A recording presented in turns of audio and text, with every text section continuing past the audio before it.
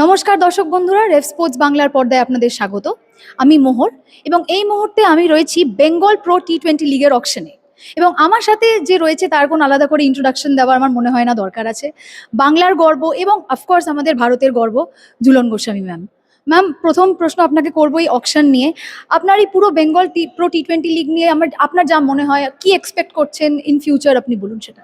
দেখো, প্রথমত এটা একটা সিএবির পক্ষ থেকে একটা বড় একটা উদ্যোগ।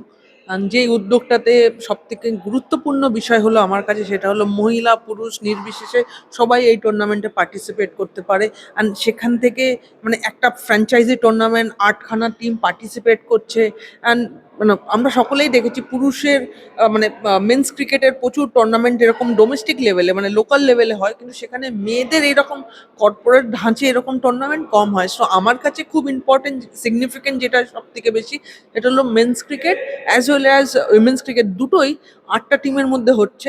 অ্যান্ড সিএবি যেই একটা এত বড় একটা কর্মকাণ্ড করছে, এর জন্য সিএবিকে অনেক অনেক ধন্যবাদ যে পুরুষ মহিলা নির্বিশেষে সবাইকে নিয়ে এত বড় একটা ভালো একটা উদ্যোগ নিয়ে এসছে। একদম ম্যাম, এখানে ট্যালেন্ট পুলের ব্যাপারে আপনি কি বলবেন এবং এই মাপের একটি টুর্নামেন্ট কতটা সাহায্য করবে আমাদের ওয়েস্ট বেঙ্গলের ট্যালেন্টকে আরো এগিয়ে আসতে? দেখো, এইরকম টুর্নামেন্টই তোমাকে সবসময় নতুন মুখদেরকে পরিচয় দেয়, নতুন প্লেয়ারদেরকে এক্সপোজার দেয়, যে এক্সপোজারটা ভবিষ্যতে তারা বেঙ্গল, তারা আরও উঁচু জায়গায় যাবে, গিয়ে খেলবে। অ্যান্ড সেখান থেকে তারা বাংলার হয়ে রিপ্রেজেন্ট করবে, তথা মানে ছেলেদের ক্ষেত্রে আইপিএল, মেয়েদের ক্ষেত্রে ডাব্লিউপিএল এর মতন টুর্নামেন্টে খেলার সুযোগ পাবে। স্কাউটরা আসবে, তারা দেখবে।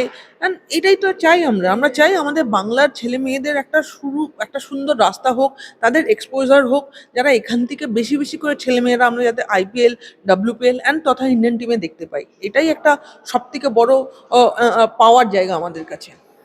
একদম। এবং কালকে আমরা জানি কালকে মহিলা দলেরও অকশন রয়েছে, সেটা নিয়ে আপনার কি আশা, কিরম কি হবে আপনার, যদি কিছু বলেন কালকে। দেখো, এগেন মহিলা দল নিয়েও একই রকম এক্সাইটমেন্ট থাকবে। আজকে যেরকম আমাদের কাউন্টার পার্ট পুরুষদের নিয়ে হচ্ছে, সেখানে যেরকম এক্সাইটমেন্ট আমরা দেখতে পাচ্ছি, পুরো হলটার মধ্যে একটা একটা জোশ দেখতে পাচ্ছি, আলাদা একটা এনার্জি দেখতে পাচ্ছি সবার মধ্যে। এত পরিমাণে মানে এক্সাইটমেন্ট আছে, কারণ নতুন হচ্ছে, ফার্স্ট টাইম। লাস্ট 2 বছর ড্রাফটিংয়ে হয়েছে বেঙ্গল প্রো টি20 লিগ, এবছর অকশন হচ্ছে, এটা সবার কাছে একটা নতুন।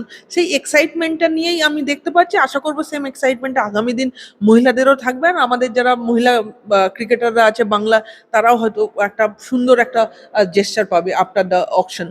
আমি লাস্ট প্রশ্ন করব, ইন ফিউচার কি আপনি দেখতে পাচ্ছেন যে ওয়েস্ট বেঙ্গল থেকে আরো আরো ট্যালেন্ট উঠে আসবে? কারণ আপাতত হ্যাঁ কয়েকজন আমরা দেখেছি, বাট আরো ট্যালেন্ট কি আপনি আশা করছেন উঠে আসবে? Absolutely, and very much hopeful that ফিউচারে বাংলার থেকে এখান থেকে প্রচুর মেয়েরা ডাব্লিউপিএল তথা ইন্ডিয়ান টিমে খেলবে। অ্যান্ড সেই ট্যালেন্ট আছে। বাংলার টিম লাস্ট 4-5 বছর ধরে ন্যাশনাল লেভেলে ভেরি কনসিস্টেন্টলি পারফর্ম করে এসছে।